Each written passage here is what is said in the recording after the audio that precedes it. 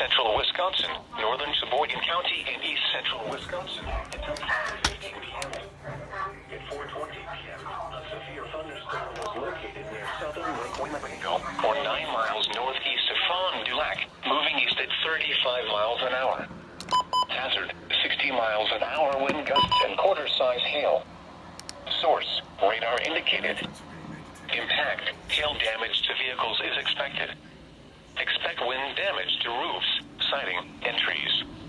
Locations impacted include Sheboygan, Plymouth, Sheboygan Falls, Howard's Grove, Kohler, Elkhart Lake, Southern Lake Winnebago, Greenbush, Mount Calvary, St. Cloud, Glenboyla, Peebles, Haven, Johnsonville, Pipe, Calvary, Marytown, Johnsburg, and Town of Forest.